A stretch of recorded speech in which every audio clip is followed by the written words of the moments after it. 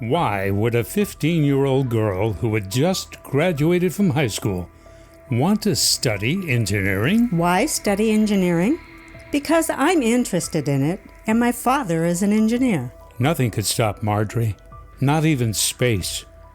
In 1946, her sophomore year at George Washington University, she was already editor of the school's monthly engineering magazine and secretary-treasurer of the university's branch of the American Institute of Electronics. The thought seems to lurk in people's minds that women go into a man's field to catch a husband. In fact, there was a wager on the line when I went to school that I would get married and never, ever graduate. That gentleman had to pay up. In June 1948, she married medical student Charles Townsend, and the couple continued their studies until their 1951 graduation.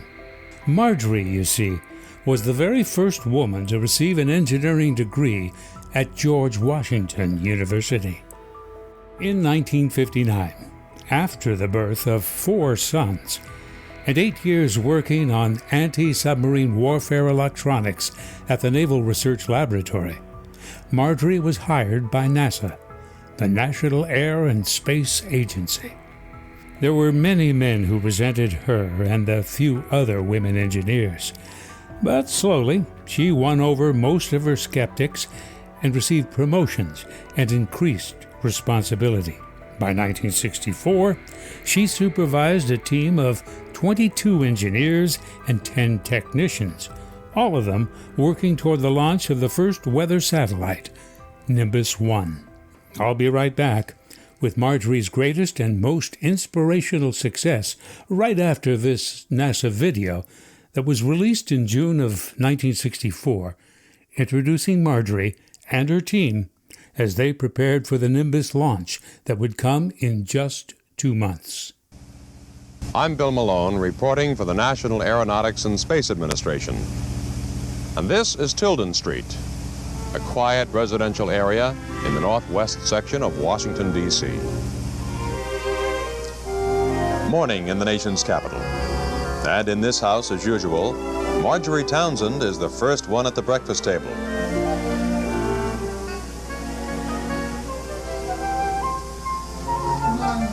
Good morning, Hattie. How are you? Fine, and you? Fine. Thank you.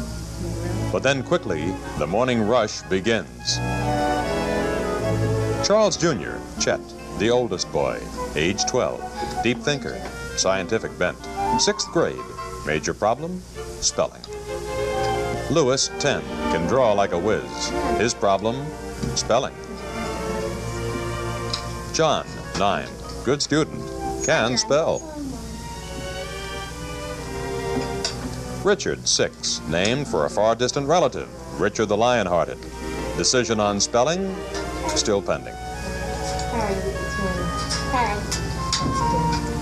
The man of the house, Dr. Charles Townsend, presently unavailable.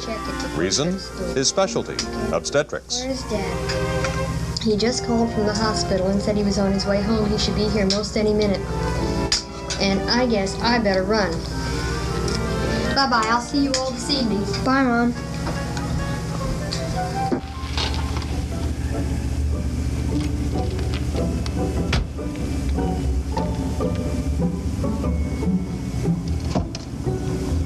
You made it home. Morning. Sorry I didn't make it for breakfast. How are the children? Bye-bye.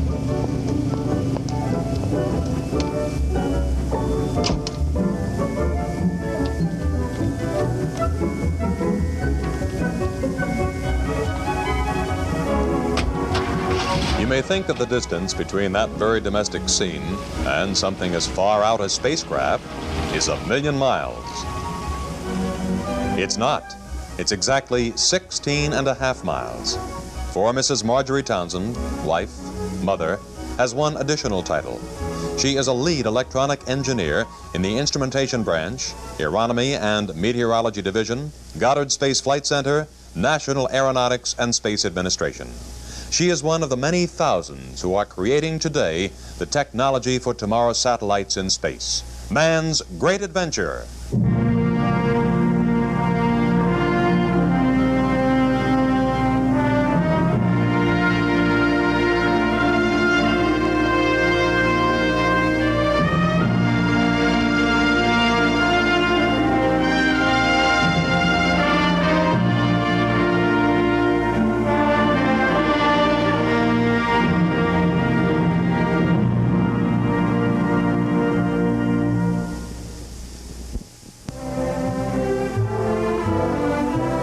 Goddard Space Flight Center, named to honor Dr. Robert H. Goddard, America's great rocket pioneer.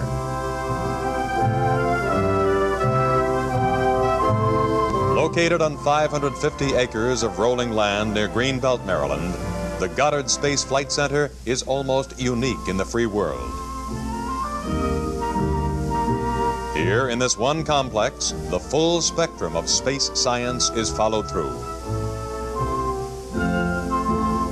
Experiments that will be placed aboard spacecraft are designed, built, and carefully tested. Goddard scientists and technicians supervise the launch of the spacecraft at various launching facilities. The Goddard-operated worldwide tracking networks follow the satellites in flight, receiving scientific data by telemetry,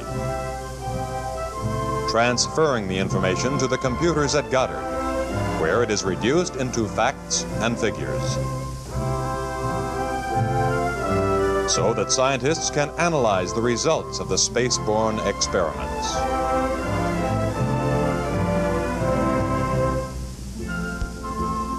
This is Building 11, one of the many laboratories at the Goddard Space Flight Center.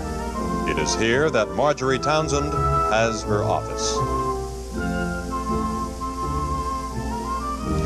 Getting the valuable data from the space laboratories is a job of the instrumentation branch and Marjorie Townsend.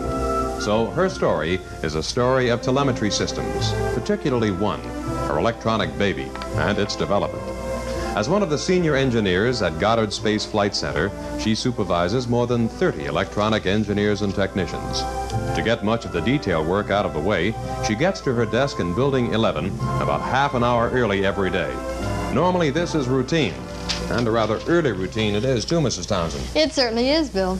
You know, there's a word that has come into our vocabulary through rather common usage, and I guess because of the wide coverage given the various space shots by radio and television. That word is telemetry. Now, can you tell me what it means? Telemetry is the voice of the satellite. The communication link between the spacecraft and ground, very much like the radio receiver in your home, picks up the signals that are transmitted, broadcasted by the radio station. Why don't I describe one of the telemetry systems that we used in Tyros? Fine. The Tyros satellite carries television cameras which take cloud-cover pictures of the Earth. It also carries sensors to detect radiation. The sun radiates constantly. Some of this radiation is reflected by the Earth. Some of it is absorbed and emitted later.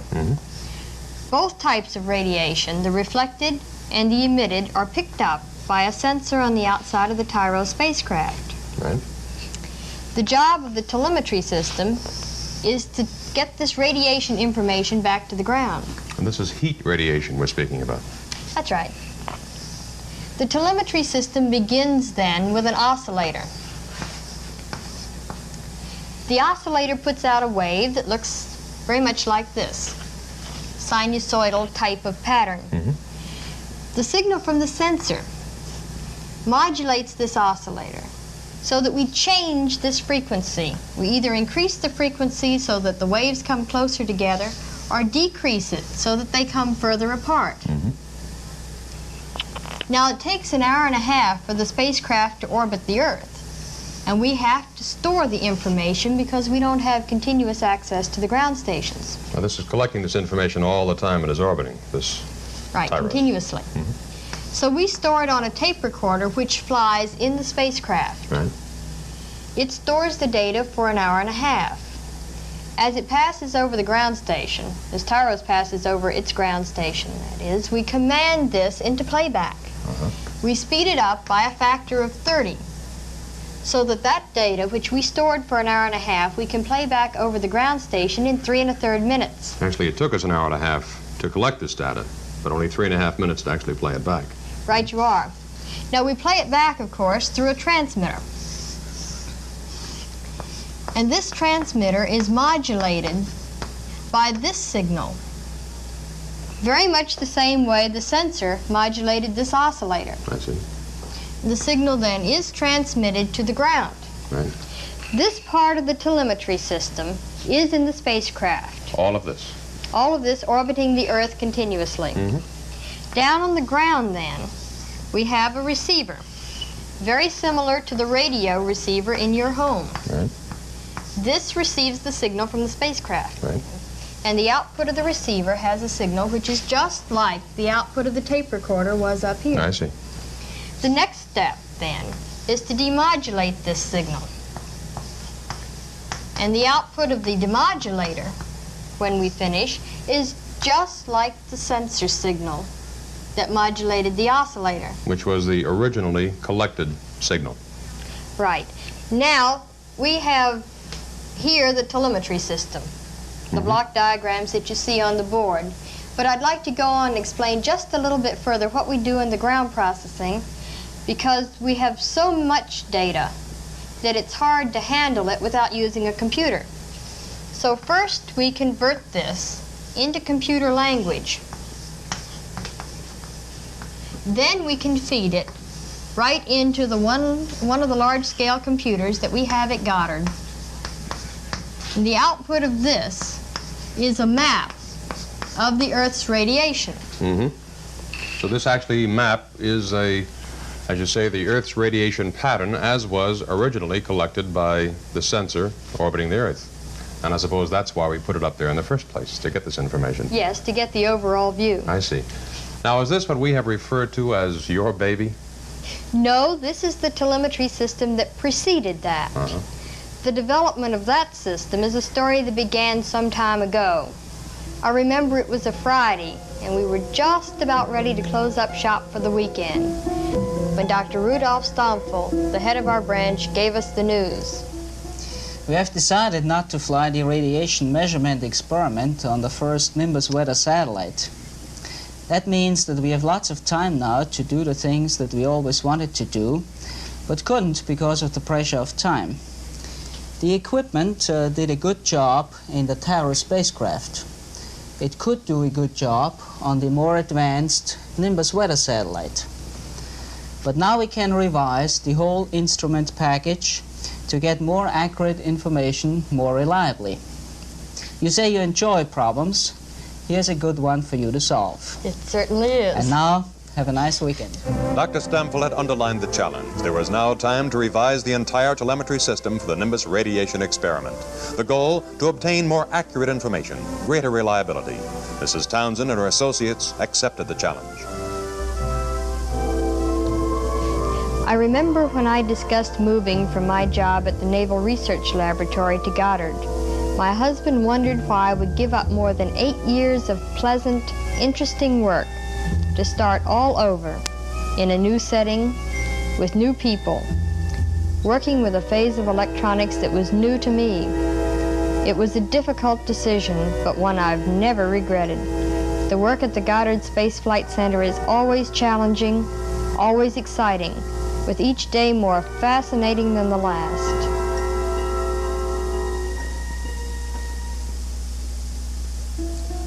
The written language of the electronics engineer resembles the hieroglyphics of the ancient Egyptians, and to most poor mortals is just as puzzling. The hieroglyphic is a picture representing an idea or a word, a circuit of intelligence between the writer and the reader. The diagrams of the engineer are also representations.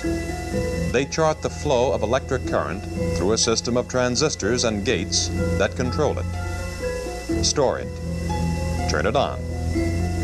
Turn it off. Logic diagrams. Circuit schematics. The paper tools of the electronics engineer.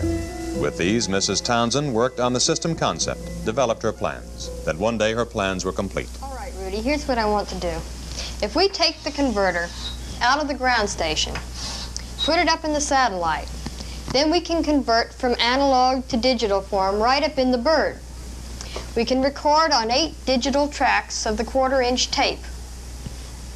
When we play back as it passes over the ground station, we can do it very fast.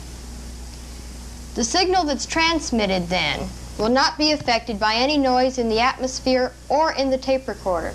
We should be able to improve our accuracy by a factor of 5. Well, what about the variations in tape speed? You know this is always the problem. How do you propose to handle this? I knew you'd ask about that. This is the marvel of Goddard. People with ideas, new provocative concepts, breakthroughs, good ideas that somehow don't work out, strange ideas that suddenly take fire.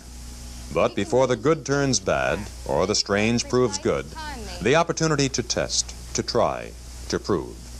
At Goddard, engineers and technicians have the finest, the most modern facilities to work with. But even more important, far more important, is the human measure.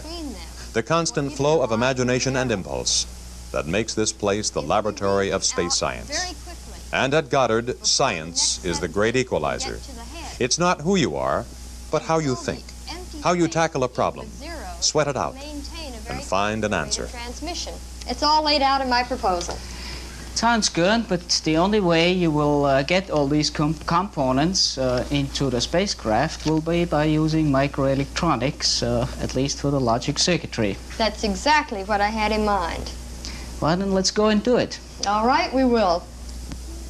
Logic circuitry, microelectronics, a marvel of engineering which, one day soon, will give you a radio the size of a $50 and a TV set the size of a pack of cigarettes.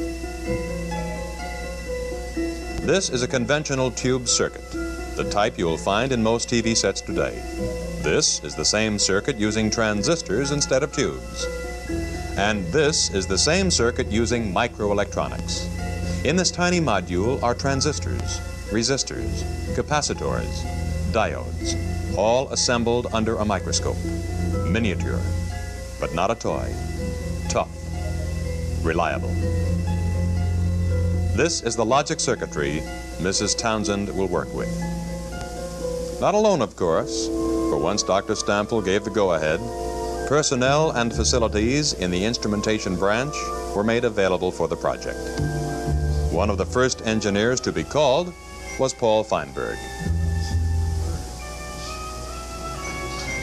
After many a conference, many a working session, the concept got down on paper, a logic design, showing how the microelectronic building blocks might be used to produce the signals and timing required, and still withstand the stresses of spaceflight.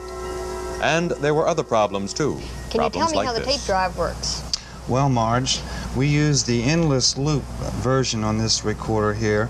And this works, the tape comes off the inside diameter, or the hub, of the tape reel and goes by the heads and back around and back onto the tape cartridge on the outside diameter. I see, and the tape's lubricated then, so it won't stick as it goes. Yes, it is. It's lubricated on one side and has a magnetic oxide on the other, which is used for recording. Where were the heads again, the 8-track digital head? The 8-track digital head is located here at this point. Well, this is the problem that we have now. We have some amplifiers. Ed, where are the amplifiers? We have 8 record and 8 playback amplifiers that we have to put on with this head now. Well, Marge, I think we can. There's a possibility that we can put it down in the bottom part of our container here. The recorder has this top plate, as you can see, and then there's a lower plate down in the can, and I believe there's room that we can put it. It will take some investigation. Are we going to have any trouble with the harness, Ed? No, there shouldn't be a harness problem. And actually, we can't get this any smaller, so this has got to go. The problem is a familiar one to space-age scientists and engineers. The necessity of fitting as much gear with the least amount of weight into the smallest possible area. Mrs. Townsend and her colleagues have been allotted only a small portion of the space inside the Nimbus satellite.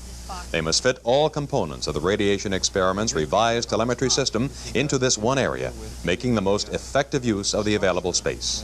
The creation of microelectronics has made this job conceivable, but the final, practical design will depend on human judgment, the pooling of knowledge and ideas, and the check and balance system which will ultimately lead to the solution. To get it inside, if it's at all possible.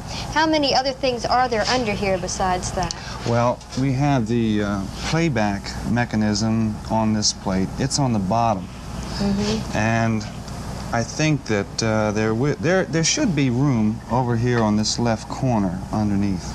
There is some electronics under there now, and I think that we can. There's a good chance. All right, well, I guess the thing to do is take it in the lab and take it apart, see if we can get it in. We also have to hook the amplifiers up with the head to make sure that works. Now, how soon do you think we can get that done? Do you have any time schedule in mind, Ed? Think we can do it tomorrow?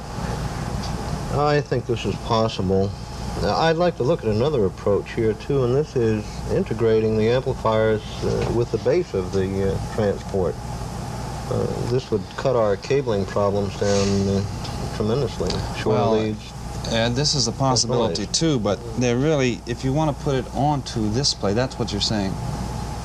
Well, looking at it from the electronic side, of course, I see a space down there. Well, that, that's true, but see, it would be good if we could do it. Yeah, but there's this cutout here is to provide clearance for a little timer box that we have in the tape recorder, and it would be pretty hard to put it on this plate. I think that we better try and mount it on the lower plate rather than this piece. We can change the configuration of this box, can't we? Yes. All right, we could make it consider that thinner and longer, but the volume would stay the same. Well, let's take a look at it and think about it some more, and maybe get back together next week and see if we've worked out the problem. Okay. It's okay by you. Okay, thanks a lot. Appreciate it. And so the work progressed. This is the breadboard, not the configuration that will actually be used, but the bringing together of the hardware, applying the power and checking out the system under conditions of extreme heat and cold that approximate the temperatures of outer space. Paul, I'm going to hook up this resistor and see if this makes any difference. Meanwhile, another member of the engineering team, John Lesko, worked up the design of a ground station to receive the telemetry from the spacecraft. Sure does. We've got a good... Uh-oh. Did you touch anything in the ground station, John? Time and again, things went wrong. Okay. One way failed. They tried another. They seem to be working all right. Must be in the oscillator. See if you can fix Improvisation. A little guesswork, but a lot of know-how. And somehow, the kinks got ironed out. That did it. Looks fine now. Real good. Months crowded in so quickly now, it's hard to separate one from the other. We built a pre-prototype model of our little black box right here in the laboratory. Then we shipped our mechanical and electronic drawings to the company under contract to build the actual flight hardware. Then came the day they sent us their first production unit. I remember how Paul, John, and I hovered over it, examining every inch. This was our baby. Especially nice to have up front so we can look at it. It's a good thing this thing works. We don't have this one. Oh, you're right. Well, I'm glad to see you have it in. When do you think we can get it over to our test and evaluation people? They're ready for us now.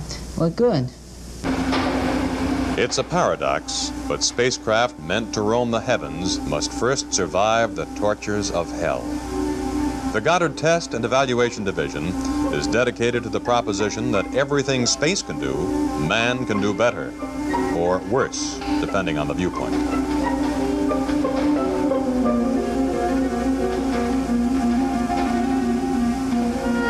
The vacuum thermal chambers simulate all the extremes of space. Almost a total vacuum, extreme cold, extreme heat.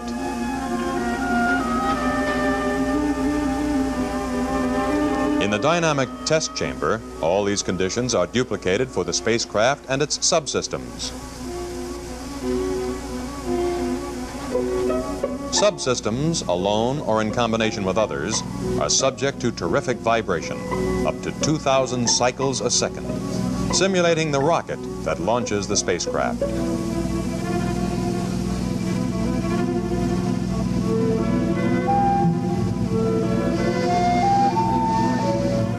The last test, the centrifuge, where the system was accelerated to g-forces exceeding those which it will encounter in the spacecraft.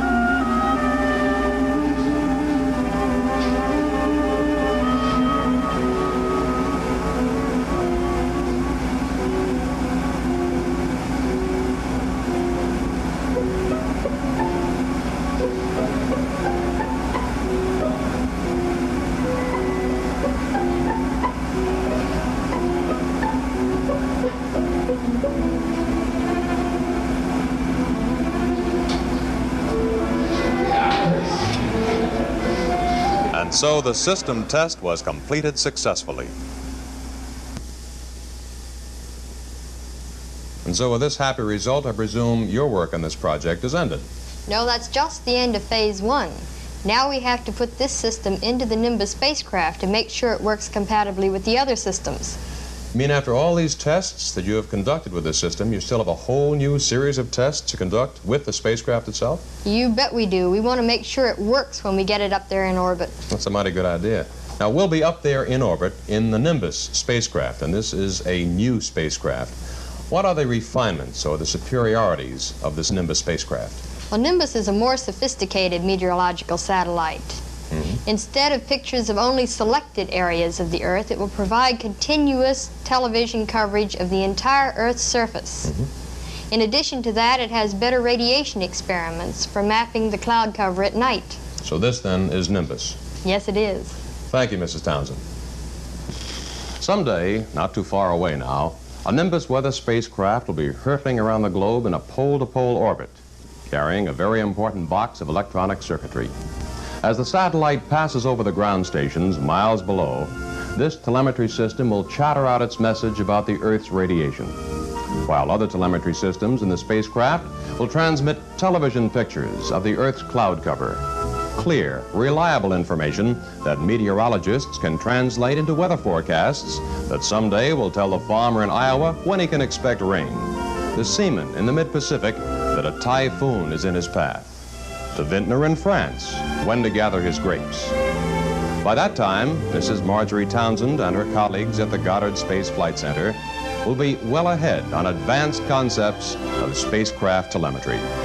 For this adventure, like space itself, is infinite, without end.